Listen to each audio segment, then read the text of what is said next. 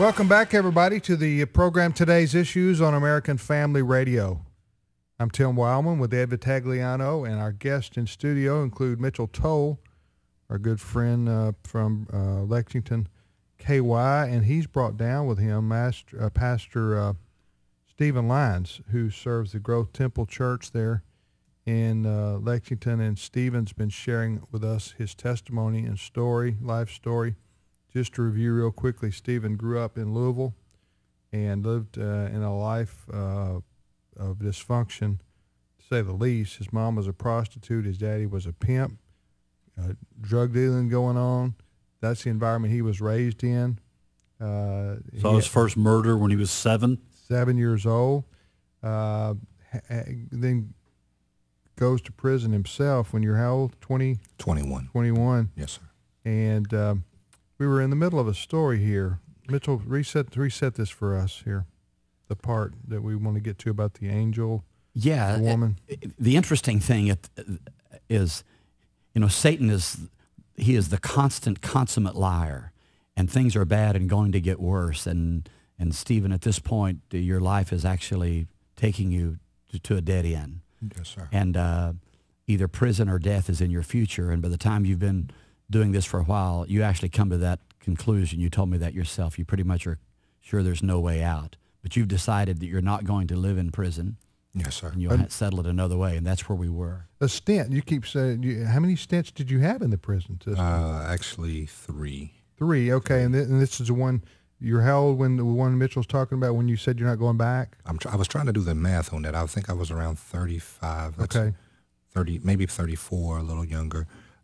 My wife had just passed away. At this time, the anger, the non-understanding, it's all there. And awesome woman, and she had passed away from cancer, and I had 3 children, and I had called another drug case, and I called myself slowing down to where maybe I wouldn't get busted if I just did this from a boss's perspective, just have people working for me and we'll just do it like that. And I ended up getting caught anyway, and I went on the run. So I had been on the run for a couple of years in Louisville. Had gotten in some trouble there, but it was still safer for me to be in Louisville because there was so many people that I knew that would help me through this. And so this one particular day, I had decided from the jump that if I ever got caught again, I was never going back to prison. We was just going to hold court in the street. In other words, I'm going to kill them and get away, or they're going to kill me. And so for that reason, I kept a pistol under the seat of my car. In any of my vehicles, I would always have a pistol under the seat of my car.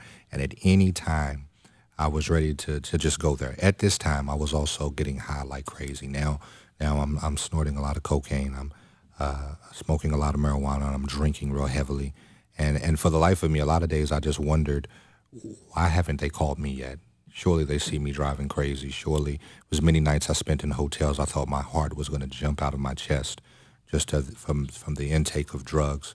And I get pulled over this one day, and I had a guy driving me to a store, and he runs a light.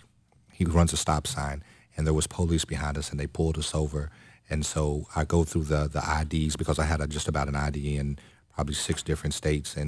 And so I give her the ID, and she comes back and she says, this is coming back as a red flag. I need you to step out so that I can get you a fingerprint and step into the car so I can get a fingerprint machine here. And immediately I went under the seat because my intentions was just to kill her. And it hit me, boom, I'm in somebody else's car. There is no gun here, so I step out of the car and I get in the back with her. And by the time that I step out, there's other police because I probably would have just done something to her and ran. But there was so many different police around. I seen that was a no-win. And, I guess God moved because my thought of I can still make these people do something to me. This doesn't have to go down like this. But all of that was just gone. And she sets me in the back of this car, and she begins to, they do the fingerprint. It comes up. I have 18 warrants. I mean, it's crazy. And she's talking to me, and she says, you're going to be in jail for a long time. She said, so what I'm going to do is I'm going to take you the long route. And she rode me all around, man, and she starts asking me, do you know about Jesus? Do you know about God? And I'm sitting here looking at this lady thinking, if you slip, I'm going to do something to you.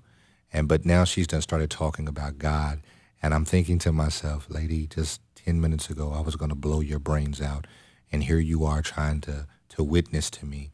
And she began to talk scripture, which I knew nothing about, but she was talking scripture, and she was going to be praying for me and all of this. And for whatever reason, by the time that we had got to the jail, man, there was a calm. There was a calm that I didn't understand towards her.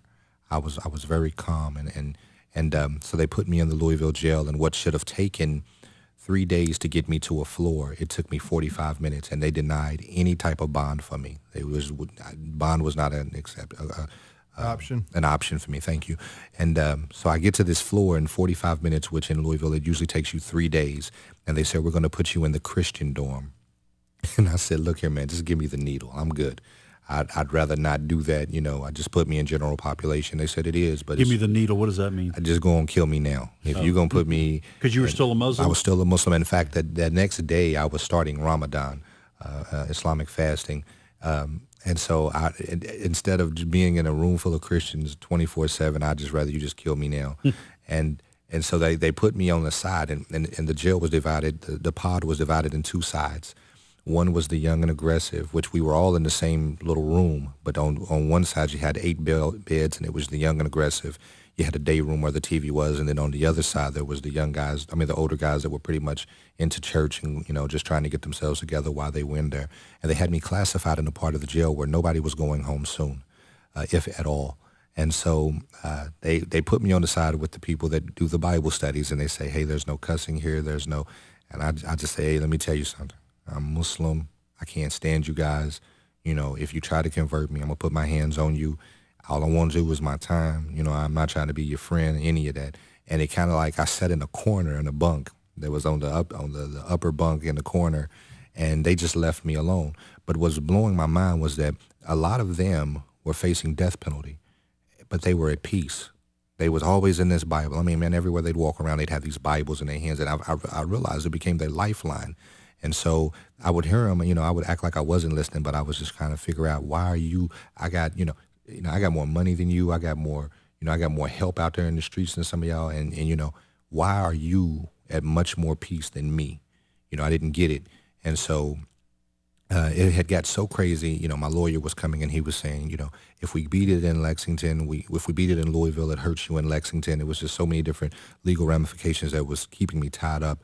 There was no way. He said, Stephen, I just don't know how we're going to get you out of this, man. And on the top of that, we were trying not to get me sent to prison on my probation violation, because you can't win a case from prison. So I come back and I'm totally defeated. And at this time, the girl that I was dating, she had taken all of my money and run. And so now my lawyer's not paid. It's just insane.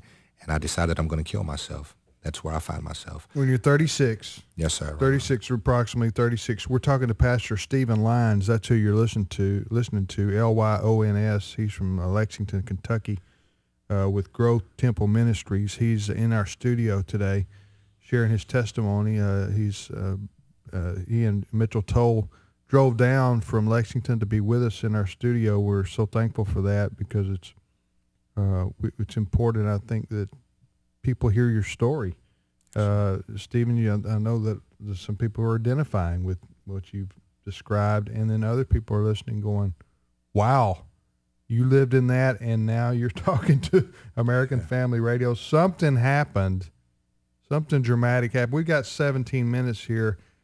Tell us now, I do want to get to the conversion from Islam to Christianity, from being lost to being found, from darkness to light.